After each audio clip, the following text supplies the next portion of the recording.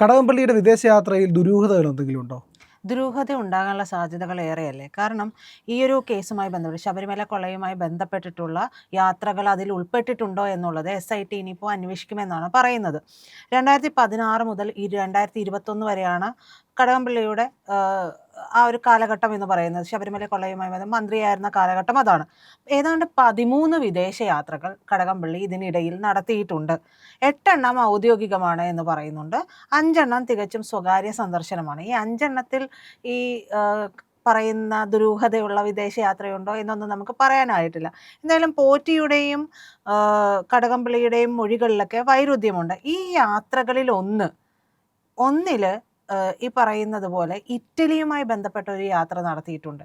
ഇറ്റലിയുമായി ബന്ധപ്പെട്ട് ഇപ്പോൾ ഒരു യാത്രയുടെ കാര്യമാണ് പറയപ്പെടുന്നത്. പക്ഷെ അതിലധികം യാത്ര ഇതിൽ തന്നെ ഈ 13 വിദേശ യാത്രകളിൽ അതിൽ തന്നെ ഉൾപ്പെട്ടിട്ടുണ്ടോ ഒന്നിലധികം യാത്രകൾ എന്നുള്ളതും കൂടി അന്വേഷിക്കേണ്ട വിഷയമാണ്. ഇപ്പോൾ ലഭിക്കുന്ന വിവരം അനുസരിച്ചിട്ട് 2018 പോയി എന്ന് പറയുന്നുണ്ട്. ഇറ്റലിയും വത്തിക്കാനുമാണ് അന്ന് സന്ദർശിച്ചത്. ടൂറിസം മന്ത്രിയായിരുന്ന സമയത്ത് ജർമ്മനിയിലെ ബെർലിൻ നടന്നിട്ടുള്ള അന്താരാഷ്ട്ര ടൂറിസം മേളയിൽ പങ്കെടുത്ത ശേഷം അദ്ദേഹം ഇറ്റലിയിലേക്ക് പോയി എന്നൊക്കെ പറയുന്നു. പക്ഷേ ഈ വിദേശയാത്രകളിൽ ആരെങ്കിലും എപ്പോഴെങ്കിലും പോറ്റി കൂടെ ഉണ്ടായിരുന്നു, അല്ലെങ്കിൽ ഇതുമായി ബന്ധപ്പെട്ടിട്ട് ആരെങ്കിലും കൂടെ ഉണ്ടായിരുന്നു? വിദേശയാത്ര ഏറ്റവും ദുരൂഹമായി മാറുന്നത് സോണിയാഗാന്ധിയുടെ സഹോദരിയുടെ 2 ഷോപ്പുകൾ കേന്ദ്രീകരിച്ചിട്ടുള്ള അന്വേഷണത്തിലേക്ക് അവരുടെ ആ ഷോപ്പുകൾ കൂടി വരുമ്പോഴാണ് ഈ ഒരു വിദേശയാത്ര ദുരൂഹമാവുന്നത്. കാരണം ഇവർക്കുള്ള 2 ഷോപ്പുകൾ എന്ന് പറയുന്നത് പഞ്ചലോഹ വിഗ്രഹങ്ങൾ ഉൾപ്പെടെയുള്ള ആൻറ്റിക് ആയിട്ടുള്ള കാര്യങ്ങൾ വിൽക്കുന്ന 2 ഷോപ്പുകളാണ്. അപ്പോൾ ഈ പഞ്ചലോഹ വിഗ്രഹങ്ങൾ എന്ന് പറയുന്നത് നമ്മുടെ രാജ്യത്ത് നിന്ന് മാത്രം പ്രൊഡ്യൂസ് ചെയ്യുന്ന ഒരു കാര്യമാണ്. അപ്പോൾ സ്വാഭാവികമായിട്ടും എന്തിനാണ് അവിടെ പോയത്? സാധാരണ നിലയിൽ പോകുമ്പോൾ അതിൽ പ്രശ്നമൊന്നും നമുക്ക് കാണേണ്ടതില്ല. പക്ഷേ ഇങ്ങനെ ഒരു കൊള്ളയുമായി ബന്ധപ്പെട്ടിട്ട് ഉണ്ടാകുന്ന അന്വേഷണത്തിൽ ഇറ്റലി സന്ദർശനം കൂടി വരുമ്പോൾ ഈ യാത്രകളിൽ എവിടെയെങ്കിലും വെച്ച് കൂടിക്കാഴ്ച നടത്തിയാൽ മതിയല്ലോ. നമുക്കറിയില്ല, സ്ഥിരീകരണം വന്നിട്ടില്ല. പക്ഷെ അതിനുള്ള സാധ്യതകളാണ് ഇപ്പോൾ അന്വേഷണ സംഘം തേടുന്നത്. അപ്പോൾ ഈ പറയുന്ന യാത്രയുമായി ബന്ധപ്പെട്ട് 13 ഔദ്യോഗികമായി നടത്തിയത് എന്തിനെല്ലാമാണ്? അതിൽ ആരെല്ലാം കടകംപള്ളിയുടെ കൂടെ ഉണ്ടായിരുന്നു? ഔദ്യോഗികമല്ലാതെ സ്വകാര്യമായി നടത്തിയിട്ടുള്ള സന്ദർശനങ്ങൾ ഏതൊക്കെയാണ്? അതിൽ ആരെല്ലാം കൂടെ ഉണ്ടായിരുന്നു? ആരെയൊക്കെയാണ് ഈ വിദേശ രാജ്യങ്ങളിൽ പോയി കണ്ടിട്ടുള്ളത് എന്നതൊക്കെ ആയിരിക്കും ഇനി അന്വേഷണത്തിലേക്ക് വരിക.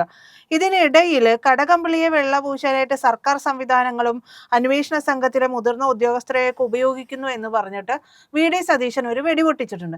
പക്ഷെ VD സതീശൻ മറുപടി പറയേണ്ട ഒരു കാര്യം കൂടിയുണ്ടല്ലോ. കാരണം സോണിയാഗാന്ധിയുമായി കണ്ടത് നമ്മൾ തുടരെ പറഞ്ഞുകൊണ്ടിരിക്കുന്നുണ്ട്.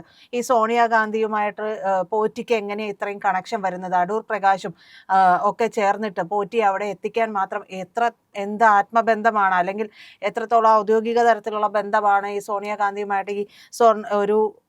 അത് ഒരു പരികർമ്മിയാണ് പോറ്റി എന്ന് പറയുന്നത്. കീഴ്ശാന്തി പോലുമല്ല, ഒരു പരികർമ്മി ആയിരിക്കുന്ന ഒരാള് എങ്ങനെയാണ് സോണിയാഗാന്ധിയെ പോലെ ഒരു ഉന്നതയായിട്ടുള്ള നേതാവിൻ്റെ അടുത്ത് എത്തപ്പെടുന്നത്? അതിനുത്തരം കോൺഗ്രസ് പറയട്ടെ. കോൺഗ്രസ് അത് പറഞ്ഞതിന് ശേഷം കടകംപള്ളിയുടെ കാര്യത്തിലേക്ക് വരട്ടെ. അതിൽ ഉന്നത സംവിധാനങ്ങളെ ഉപയോഗിച്ച് അന്വേഷണം അട്ടിമറിക്കാനുള്ള നീക്കം നടത്തുന്നുണ്ടോ എന്നുള്ളതൊക്കെ പറയപ്പെടേണ്ട കാര്യം തന്നെയാണ്.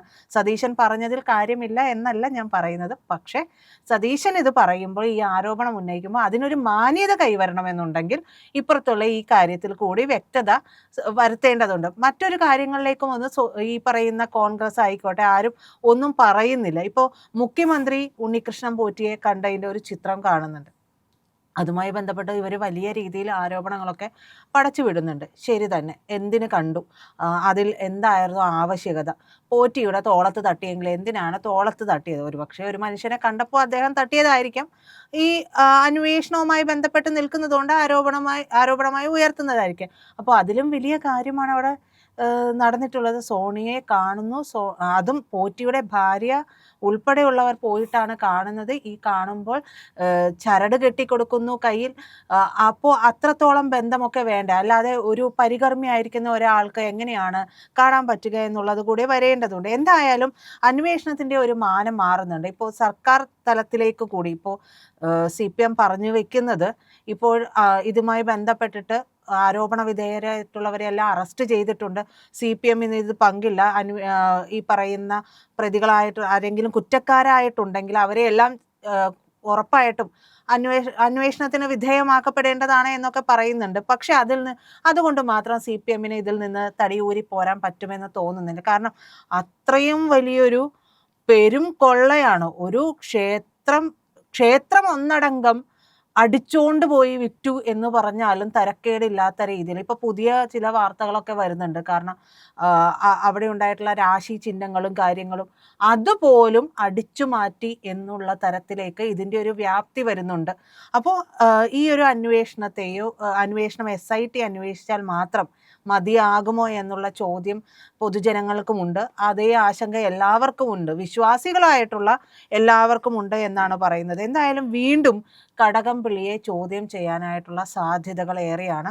ഒരുപക്ഷെ കടകംപള്ളിയെയും പോറ്റിയെയും ഒരുമിച്ചിരുത്തി ചോദ്യം ചെയ്യാനുള്ള സാധ്യതകളും വരുന്നുണ്ട്. കാരണം ബംഗളൂരുവിലെ ആഡംബര ഹോട്ടലിൽ വെച്ചിട്ട് കടകംപള്ളി പോറ്റിയെ കാണുന്നുണ്ട്. കടകംപള്ളി എന്തിനാണ് പോറ്റിയെ കണ്ടത്? നമ്മൾ ഇതൊക്കെ വരുമ്പോഴേ ചോദിക്കുന്ന ഒരു ചോദ്യമാണ്. ഒരു പരികർമ്മിയായിട്ടുള്ള ഞാൻ അത് വീണ്ടും എടുത്തു പറയുന്നത് അയാൾ വെറും ഒരു പരികർമ്മി മാത്രമായതുകൊണ്ടാണ്. ഒരു പരികർമ്മിയെ ഒരു ദേവസ്വം മന്ത്രി കാണേണ്ടത്. ഇപ്പോൾ തന്ത്രിയെ കണ്ടു എന്ന് പറഞ്ഞിട്ടുണ്ടെങ്കിൽ നമുക്കത് മനസ്സിലാക്കാം. മേൽശാന്തിയെ കണ്ടു, ഇനി പോട്ടെ കീഴ്ശാന്തിയെ കണ്ടു എന്ന് പറഞ്ഞാലും നമുക്കത് മനസ്സിലാക്കാം.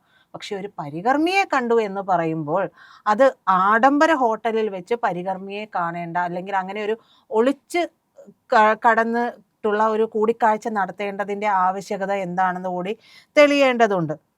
അപ്പോൾ ഈ കടകംപള്ളി പറയുന്നത് എന്തെങ്കിലും കാര്യങ്ങളൊക്കെ ഉണ്ടെങ്കിൽ, ഞാൻ അങ്ങനെ വ്യക്തമല്ലാത്ത എന്തെങ്കിലും കാര്യങ്ങൾ ചെയ്തിട്ടുണ്ട്, ശരിയായ രീതിയിലല്ലാത്ത കാര്യങ്ങൾ ചെയ്തിട്ടുണ്ടെങ്കിൽ അതൊക്കെ അതിൻ്റെ രേഖകൾ വരട്ടെ. മാധ്യമങ്ങൾ ആരോപണങ്ങളൊക്കെ ഉന്നയിക്കുന്നുണ്ടല്ലോ. അപ്പോൾ സ്വർണം കട്ടവൻ എന്ന് പറയുന്ന ആരോപണം വിഷമിപ്പിച്ചു എന്നാണ് പറയുന്നത്. അപ്പോൾ ഈ നടന്നത് ദേവസ്വം മന്ത്രിയായിരിക്കുന്ന കാലയളവിൽ നടന്നിട്ടുള്ള ഈ കൊള്ളയെ ലഘൂകരിച്ച് കാണാനാണോ കടകംപള്ളി ശ്രമിക്കുന്നത് എന്നുള്ളൊരു ചോദ്യം അവിടെ ബാക്കിയാകുന്നുണ്ട്. അപ്പോൾ പറയുകയാണ്, പോറ്റിയെ സഹായിക്കണമെന്ന് എഴുതി നൽകിയിട്ടില്ല. എഴുതി നൽകണ്ട, മൗനാനുവാദം നൽകിയാൽ മതി. ഒരു കൊള്ള നടത്താനായിട്ട് പോറ്റിക്ക് കൊള്ള നടത്താനായിട്ട് ഞാൻ അനുമതി കൊടുത്തൊഴിക്കുന്നു എന്ന് പറഞ്ഞാൽ ആരും എഴുതി കൊടുക്കുകയൊന്നുമില്ലല്ലോ. ബുദ്ധിയുള്ള അരിയാഹാരം കഴിക്കുന്ന ആരും ചെയ്യില്ല എന്നുള്ളത് കടകംപള്ളിക്കറിയാം. എന്നിട്ടും കടകംപള്ളി അനാവശ്യമായിട്ടുള്ള വാദങ്ങൾ ഉന്നയിച്ച് കടകംപള്ളിക്കുള്ള കുഴി കടകംപള്ളി തന്നെ വെട്ടുന്ന രീതിയിലേക്ക് കാര്യങ്ങൾ കൊണ്ട് ചെന്ന് എത്തിക്കുന്നുണ്ട്. ഇപ്പൊ മാധ്യമങ്ങളോട് പറയുന്നുണ്ട്, അങ്ങനെ ഒരു കുറിപ്പൊക്കെ ഉണ്ടെങ്കിൽ മാധ്യമങ്ങൾ പുറത്തു കൊണ്ടുവരണം. മാധ്യമങ്ങൾ കിട്ടുന്ന വാർത്തകൾ റിപ്പോർട്ട് ചെയ്യുകയാണ് ചെയ്യുന്നത്. അവർക്ക് എന്തെങ്കിലും എക്സ്ക്ലൂസീവായിട്ട് കിട്ടിയിട്ടുണ്ടോ? അവർ സ്വാഭാവികമായി റിപ്പോർട്ട് ചെയ്യണം. അതൊരു മാധ്യമ ധർമ്മമാണ്.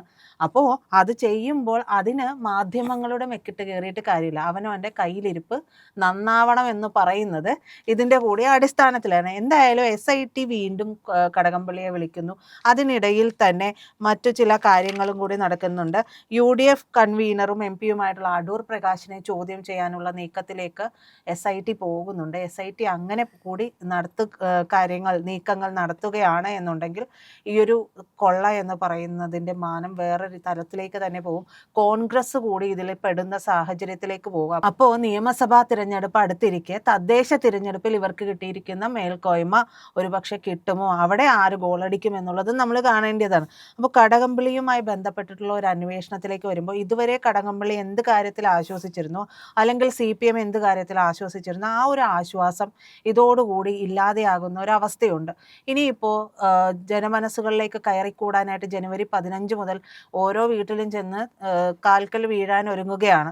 അപ്പോൾ ഈ കാൽക്കൽ വീഴാൻ ഒരുങ്ങുന്നതിൻ്റെ ഇടയിലാണ് കടകംപള്ളിയെ പോലൊരു സമുന്നതനായിട്ടുള്ള നേതാവിനെ ചോദ്യം ചെയ്ത് വിട്ടയക്കുന്നു, വീണ്ടും ചോദ്യം ചെയ്തേക്കുമെന്നുള്ള റിപ്പോർട്ടുകളുമൊക്കെ വരുന്നത്. അപ്പോൾ ഇതിനു മുമ്പ് തന്നെ കടകംപള്ളിയെ വീണ്ടും വിളിച്ച് ചോദ്യം ചെയ്യുകയാണ് എന്നുണ്ടെങ്കിൽ ജനങ്ങൾ അരക്കിട്ട് ഉറപ്പിക്കും. കാരണം ഇതിൽ എന്തൊക്കെയോ പങ്ക് കടകംപള്ളിക്കുണ്ട് എന്നുള്ള കാര്യത്തിലേക്ക് ജനങ്ങൾ തന്നെ പോകാനുള്ള സാധ്യതകളും ഏറെയാണ്. അപ്പോൾ കടകംപള്ളിയുടെ ഇറ്റലി യാത്ര അത്ര സുഖകരമായിട്ടുള്ള ഒന്നല്ല. കാരണം അതിൽ ചില ദുരൂഹതകൾ ഉണ്ട് എന്നുള്ളത് കൃത്യമായിട്ടുള്ള ഒരു അറിവ് കിട്ടിയത് കൊണ്ടാകണം SIT പോലെ ഒരു അന്വേഷണ സംഘം വീണ്ടും കടകംപള്ളിയെ ചോദ്യം ചെയ്യാൻ വിളിപ്പിക്കാൻ ഒരുങ്ങുന്നത്.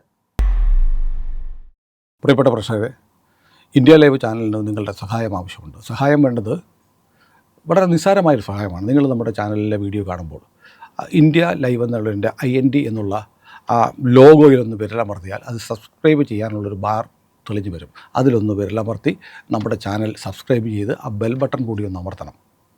ദയവായി നിങ്ങളുടെ സഹായം ഇന്ത്യ ലൈവിന് തുടർന്നും ഉണ്ടാവണമെന്ന് അഭ്യർത്ഥിക്കുന്നു.